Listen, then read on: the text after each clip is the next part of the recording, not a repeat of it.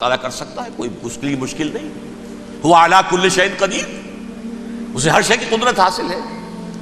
لیکن اصل بات جو ہے میں آپ کو بتانا چاہتا ہوں، یہ ہے سائیڈ ایشو. اصل ایشو ہے فلسطین کا جو شروع ہونے والا ہے. بھٹی دہکے گی وہاں.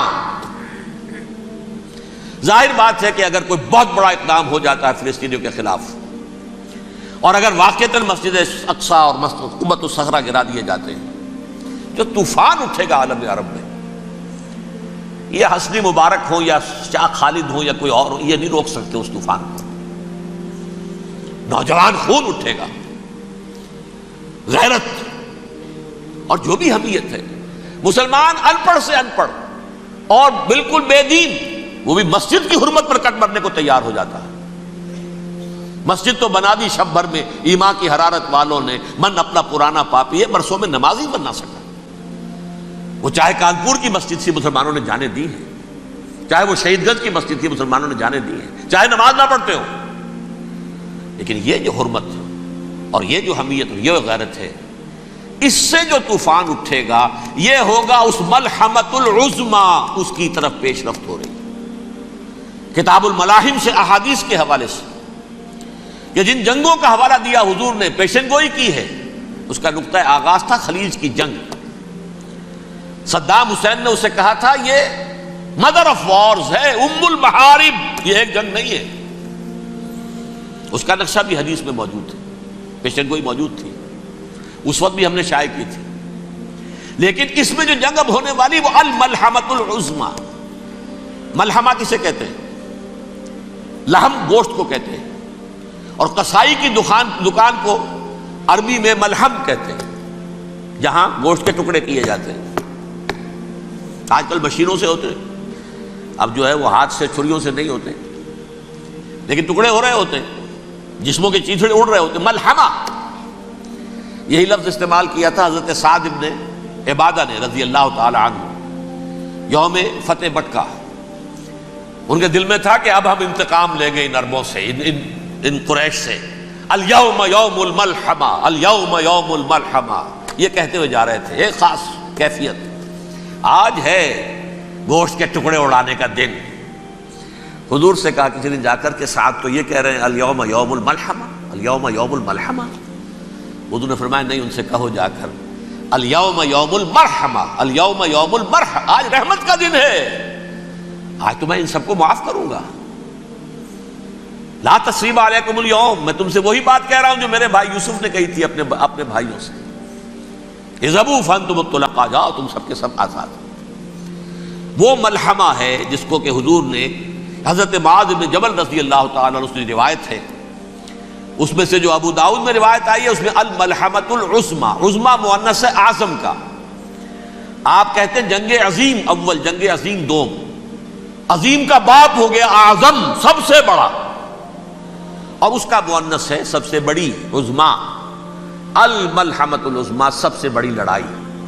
میرے نزدیک یہ وار کے معنی میں نہیں ہے، بیٹل کے معنی میں.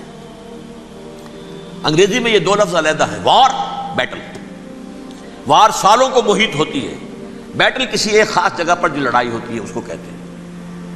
حضور کے اور قریش کے درمیان 6 سالہ وار تھی، جنگ تھی. لیکن battles, battle of Uhud, battle of Badr, یہ بیٹلز تھی، لڑائیاں تھیں. تو عظیم ترین جنگ شاید اس اعتبار سے نہ ہو جیسے کہ ورلڈ وار 1 اور ورلڈ وار 2، یعنی اس کی وسعت کا اتنا معاملہ نہیں اور طوالت کا نہیں. لیکن جو لڑائی جو ہے بیٹل ہونی ہے، جس کو کہ یہ لوگ، یا چونکہ میں نے کہا تھا شروع میں کہ سرما ہے میری آنکھ کا خاک حجاز و حول قدس. نیو ٹیسٹمنٹ کی آخری کتاب ہے the book of Revelation, Revelation of Saint John. اس میں آرمگڈون کہا گیا ہے اسے. ہر مجدون، یہ عبرانی لفظ ہے. ہر کہتے ہیں اونچی جگہ کو، سطح مرتفع. مجدون میگیڈو، میگیڈو ایک وادی ہے، مرتفع، وادی مرتفع. یہ ہے واقع لبنان، اسرائیل اور شام کے درمیان جو ٹکڑا، جو ٹرائنگل بنتی ہے، یہ ہے، یہاں پر بڑی جنگ لڑی جائے گی. اور یہ جنگ صلیب ہوگی، جو کہا ہے بش نے، یہ جنگ صلیب. سیکنڈ ملینیم شروع ہوئی تھی تو پہلی صلیبی جنگ ہوئی تھی، تھرڈ ملینیم شروع ہوا ہے، یہ سیکنڈ صلیبی جنگ ہے، یہ کروسیڈ ہے. اور میں اس مرتبہ امریکہ گیا تھا تو پہلی مرتبہ مجھے وہاں ایک رسالہ ملا ٹرمپٹ نام کا. یہ امریکہ کے جو بہت ایکسٹریمسٹ قسم کے پروٹیسٹنٹس ہیں، یہ ان کا رسالہ ہے، اور ان کے بارے میں اب کہا جا رہا ہے وہ کرسچین زائنسٹ ہیں. آپ شاید پہلی مرتبہ یہ لفظ سن رہے ہوں. زائنسٹ تو ہم سمجھتے ہیں یہودیوں کو، کرسچین زائنسٹ وہ ہیں جو ہیں تو عیسائی پروٹیسٹنٹس ہیں، لیکن اسرائیل کے وہ حمایتی یہودیوں سے بڑھ کر ہیں. یہ میری کسی پہلی تقریر میں شاید بہت سے حضرات کو یاد آ جائے، میں نے کہا تھا 4 سال پہلے ہمارا تنظیم اسلامی کا ایک کنونشن ہوا تھا ہیوسٹن میں، امریکہ کا جنوبی علاقے کا شہر ہے. ایک سیشن اس میں ہم نے رکھا تھا انٹرفیتھ، ایک عیسائی کو بلایا تھا، ایک یہودی بہت بڑا وہاں کا عالم ہے اس کو بلایا تھا. اس یہودی عالم نے ڈاکٹر وشوگراڈ، جو وہاں کی یونیورسٹی میں پروفیسر ایمیریٹس ہے، اس نے کہا تھا کہ یہ اسرائیل کو تو سپورٹ کر رہے ہیں عیسائی، ہم تو نہیں کر رہے. جو پریکٹسنگ یہودی ہیں وہ زیادہ اسرائیل کے حق میں نہیں تھے، یہ تو سن 67 کے بعد انہوں نے اسرائیل کو تسلیم کیا ہے. وہ تو منتظر تھے کہ ہمارا مسیحا آئے گا تو اس کی قیادت میں جنگ کریں گے، جیسے شیعہ منتظر تھے کہ مہدی موعود آئیں گے تو پھر ہم کچھ کریں گے. وہ امام خمینی نے کہا بھائی جب وہ آئیں گے آ جائیں گے، لیکن ہم کچھ راستہ کے لیے. زائنسٹ نے آگے بڑھ کر ریاست قائم کر لی، اور جب یروشلم پر بھی پورا قبضہ کر لیا تب جو ہے در حقیقت مذہبی یہودی جو ہے پھر انہوں نے اپنایا ہے، اون کیا ہے، اور نئے سیٹلمنٹس جو بھی بنے ہیں وہاں پر اسرائیل میں، اس میں اکثر و بیشتر مذہبی یہودی آیا، اور بروکلن کے علاقے سے سب سے بڑھ کر آئے ہیں، جو امریکہ میں نیو یارک کا ایک جنوبی علاقہ ہے، بہت بڑا یہودیوں کا بہت بڑا گڑھ ہے. نیو یارک کو جیو یارک بھی کہا جاتا ہے، وہ تو اصل میں مرکز جو ہے وہ تو یہودیوں کا ہے. اس حوالے سے وہاں پر جو کرسچن زائنسٹ کہلاتے ہیں وہ اسرائیل کے یہودیوں سے بھی بڑھ کر کہیں سپورٹر ہیں. بہرحال اس دوسری صلیبی جنگ کا معاملہ جو میں کہہ رہا تھا، ٹرمپٹ نامی رسالہ، اس کا ایک مضمون ہے دی لاسٹ کروسیڈ. اب یہ آخری کروسیڈ ہے جو شروع ہونے والا ہے. میں تو حیران ہوں کس قدر کھل کے وہ باتیں کرتے ہیں. رومن کیتھولکس کو وہ کہتے ہیں کہ یہ شیطان ہے، یہ پوپ شیطان ہے، یہ یورپ کو اس نے جمع کیا ہے کرسچینٹی کی بنیاد پر، اور اس میں زیادہ تر کیتھولکس ہیں. آپ کو معلوم ہے برطانیہ بڑی مشکل سے شامل ہوا ان کے ساتھ، اس لیے کہ وہ پروٹیسٹنٹس کا سردار تھا، ابھی پوری طرح نہیں ہے. یورپ جو ہے وہ رومن امپائر دوبارہ یہ کھڑی کر رہا ہے، اور در حقیقت یہ جو ہے یہودیوں سے بھی چھیننا چاہتے ہیں اسرائیل کو اور فلسطین کو، اور مسلمانوں سے بھی، اور یہ وہی کروسیڈ جو تھے اربن ثانی کے، اس کی تیاری کر رہے ہیں تاکہ وہاں پر عیسائی حکومت قائم ہو جائے، کیتھولکس کی، پوپ کی حکومت قائم ہو جائے، جیسے ایسٹ تیمور میں کر دی ہے. ایسٹ تیمور میں کون سی حکومت بنی ہے؟ Roman Catholic.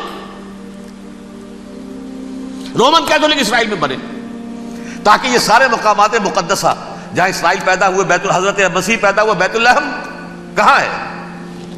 وہی ہے کہ نہیں؟ جہاں سے ریزریکشن ہوا ان کے خیال میں وہ کہاں ہے؟ وہیں پر ہے کہ نہیں؟ بڑے بڑے گرجے ان کے وہی ہیں. تو اس اعتبار سے ان کا کہنا یہ ہے یہ لاسٹ کروسیڈ کی تیاری ہو رہی ہے، یہ کیفور. اور ان کا کہنا یہ ہے کہ یہ پوری طاقت نیٹو کی جو ہے، یہ پہلے جرمنی سے لائی گئی بوسنیا، انہوں نے خود وہاں جنگ کروائی، انہوں نے خود وہاں پر ایتھنک کلینسنگ کروائی، پھر خود مصالحت کے لیے آ گئے، پھر کوسوو میں انہوں نے خود آگ بھڑکائی. یہ میں نہیں کہہ رہا، یہ وہ ٹرمپٹ رسالہ امریکہ سے چھپنے والا پروٹیسٹنٹس کا رسالہ ہے جو یہ کہہ رہا ہے. پھر انہوں نے کوسوو کے اندر کروایا، اور پھر وہ وہاں پر پیس فورس کی حیثیت سے آ گئے. اب وہ میسیڈونیا میں کروا رہے ہیں اور وہاں داخل ہو گئے ہیں. اگلا قدم ان کا سائپرس ہوگا، سائپرس میں ترکوں کو اور وہ گریکس کو لڑائیں گے اور وہاں آ جائیں گے، وہاں سے ایک چھلانگ لگائیں گے اور یہ فلسطین میں پہنچیں گے، اور یہ وہاں پر ایک رومن امپائر، اپنی پرانی رومن امپائر کی طرح کی رومن کیتھولک ریاست قائم کرنا چاہتے ہیں. تو وہاں امریکہ کے عیسائیوں میں بھی کوئی ایک طبقہ نہیں ہے، کیتھولکس بھی ہے، کیتھولکس زیادہ نہیں ہے ہمدرد، لیکن اب تابع ہو چکے ہیں. اسحاق ریبین نے جب یہ پیس ٹاک شروع ہوئی تھی، آپ کو یاد ہوگا شاید، کہ جب وہ آیا تھا واشنگٹن سے واپس فلسطین اسرائیل، تو پہلے روم میں رکا for an audience with the Pope, اور پوپ کو اس نے ایک مرتبان سا پیش کیا تھا، حضرت سلیمان علیہ السلام کے زمانے کا مرتبان، اور کہا تھا دیکھیے 3000 برس تک ہم نے اس کی حفاظت کی ہے، اب یہ میں آپ کے حوالے کر رہا ہوں. اس کے بعد سے پوپ جو ہے بالکل رام ہو گیا، اور وہ عیسائیوں کے ساتھ اور یہودیوں کے ساتھ ان کا پورا معاہدہ ہو۔ اب پورا عیسائی ورلڈ جو ہے بعثت مجموعی یہودیوں کے شکنجے میں ہے۔ البتہ ان کے اندر بھی جھگڑے ہیں، جو وہاں پر وائٹ کرسچن ملیشیاز ہیں وہ ایکسٹریمسٹ ہیں کیتھولکس، ان کے نزدیک دشمن نمبر 1 یہودی، دشمن نمبر 2 مسلمان، دشمن نمبر 3 جو یورپ میں کالے ہیں، ایفرو امریکن، چاہے وہ عیسائی ہو گئے ہوں، کوئی بھی ہو، یہ 3 دشمن ہیں جن سے انہوں نے کلینز کرنا ہے، صاف کرنا ہے ان کے خیال کے مطابق امریکہ کی سوسائٹی کو۔ اولاً یہود، پھر مسلمان، اور پھر یہ جو کالے ہیں۔ لیکن دوسری طرف پروٹیسٹنٹس کے اندر ایکسٹریمسٹ وہ ہیں جنہیں کہا جا رہا ہے یہ کرسچین زائنسٹ ہیں، یہ اسرائیل سے بڑھ کر سپورٹرز ہیں۔ بہرحال یہ اب جنگ ہوگی، اس کا نتیجہ کیا نکلے گا یہ تو اللہ ہی جانتا ہے۔ اب میں آخری بات کی طرف آ رہا ہوں۔ آخری نتیجہ تو جو بھی کچھ اپس اینڈ ڈاؤنز آئیں گے، تلک الایام نداولھا بین الناس، آخری نتیجہ ڈراپ سین وہ یہ ہوگا کہ اللہ کے دین کا بول بالا ہوگا، اور پوری دنیا پر محمد کے لائے ہوئے دین صلی اللہ علیہ وسلم کی حکومت قائم ہوگی۔ وہ گویا قیامت کی تمہید ہوگی، اس کے بعد بس قیامت آئے گی، کیونکہ مقصد کائنات، تخلیق کائنات پورا ہو جائے گا۔ پوری مخلوقات کے اندر مقصد تخلیق، کلائمیکس آف کریشن محمد الرسول اللہ صلی اللہ علیہ وسلم، دین کی تکمیل محمد الرسول اللہ صلی اللہ علیہ وسلم۔ اور اس خلافت عرضی کے لیے جو حضرت آدم کو خلافت دی گئی تھی، جب اس میں وہ خلافت پوری دنیا پر قائم ہو جائے گی، اس کا مقصد پورا ہو جائے گا۔ And that will be the beginning of the end۔ اس کے بعد قیامت ہے۔ آخری نتیجہ تو یہ نکلنا ہے۔ اس سے پہلے سزائیں ہمیں بھی مل رہی ہیں، اور یہاں میں کانٹے کی بات جو چھوڑ گیا تھا اس کو بیان کر دوں۔ اللہ نے اس مغضوب علیہم قوم کو، اس ملعون قوم کو کیوں اب تک چھوٹ دیے رکھی؟ میں بتا چکا ہوں یہ بڑے عذاب کے مستحق ہو چکے تھے حضرت عیسیٰ علیہ السلام کے زمانے میں، چھوٹ دی ہے، ابھی تک ہے، بلکہ ایک مرتبہ ابھارا ہے۔ 1900 برس کے بعد ابھرے ہیں یہ، بالفور ڈیکلریشن 1917، سن 70 عیسوی کے بعد، تقریباً 1900 برس، 1850 برس تو ہے ہی کم سے کم۔ پھر creation of Israel 1948، 1967 extension of Israel, یروشلم پر قبضہ۔ یہ سارا جو ہے کیوں ہے؟ اللہ تعالیٰ اس خیر امت محمد صلی اللہ علیہ وسلم، اس کے بہترین حصے کو سزا ان ملعونوں کے ہاتھوں دے رہا ہے۔ کیوں؟ جو جرم انہوں نے کیا تھا وہی ہم نے کیا۔ انہوں نے اللہ کی کتاب کو پیٹھ کے پیچھے پھینکا، نبذ فریق من الذین اوتوا الکتاب کتاب اللہ وراء ظہورہم، ہم نے اپنی پیٹھوں کے پیچھے پھینکا کہ نہیں؟ کولونیل رول سے آزاد ہوئے، کہیں اسلامی قانون نافذ کیا، کہیں اسلامی نظام قائم کیا؟ تو جو جرم ان کا تھا وہی ہمارا ہے، اور ہم خیر امت ہیں، اور ہمارے میں سے خیر ترین عرب ہیں، ان پر اللہ کا فضل، ان کی مادری زبان میں اللہ کی کتاب موجود ہے۔ پھر انہوں نے اللہ کے دین کو پیٹھ دکھائی۔ جو ملک آزاد ہوا کولونیل رول سے، یا اس نے قبلہ کر لیا اپنا ماسکو کی طرف، یا کر لیا واشنگٹن کی طرف۔ کسی نے مکے کو قبلہ بنایا، یہ بدترین سزا ہے۔ ویل للعرب من شر قد اقترب۔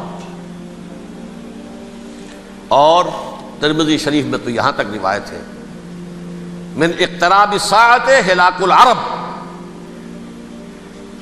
قیامت کے قرب کی ایک نشانی یہ بھی ہوگی کہ عرب ہلاک ہو جائیں گے۔ ایک حدیث میں الفاظ آتے ہیں کہ حضور نے جب کہا یہ ہوگا یہ ہوگا یہ ہوگا، یہ بربادی آئے گی، تو کسی زوجہ محترمہ نام میں بھول رہا ہوں، انہوں نے پوچھا کہ عرب اس دن کہاں ہوں گے؟ فرمایا العرب یومئذ قلیل، بہت کم، آخری خاتمہ ہونا ہے یہود کا حضرت مسیح علیہ السلام کے ہاتھوں. وہ عذاب جو 2000 برس تک ان سے ٹلا رہا وہ آئے گا اور ان کے رسول ہی کے ہاتھوں آئے گا. لیکن اس سے پہلے مسلمانوں پر یہ عذاب آ رہا ہے، ہولوکاسٹ کے درجے کا عذاب آ رہا ہے. البتہ ہم پاکستانی اس میں یوں سمجھ لیجئے کہ وہ تو خبریں موجود ہیں احادیث میں، وہاں تو جو ہونا ہے. اتنے انسان مریں گے کہ ایک پرندہ جو ہے اڑتا چلا جائے گا، وہ نہیں چاہے گا کہ نیچے اترے تو کسی لاش پر اترے، اسے جگہ نہیں ملے گی زمین خالی کر کہیں اتر سکے، تھک ہار کر گرے گا، مرے گا تو بھی لاش کے اوپر گرے گا. یہ الفاظ ہیں حضور کے صلی اللہ علیہ وسلم. الملحمۃ العظمیٰ الملحمۃ الکبریٰ، یہ لاسٹ کروسیڈ. ٹرمپٹ اخبار نے، میں اس کا فوٹو اسٹیٹ بھی کبھی آپ کو دکھا دوں، ویسے میرے ساتھ ہے وہ رسالہ ٹرمپٹ. دی لاسٹ کروسیڈ اس کی تیاری ہو رہی ہے. وہ الملحمۃ العظمیٰ اور ملحمۃ الکبریٰ جو ہے وہ آنے والی ہے. ابن ماجہ میں کبریٰ کہا ہے، اکبر کا مؤنث کبریٰ. ملحمہ کبریٰ سب سے بڑی جنگ اور ملحمہ عظمیٰ سب سے عظیم جنگ. یہ ہوگی اور بہت جلد ہوگی.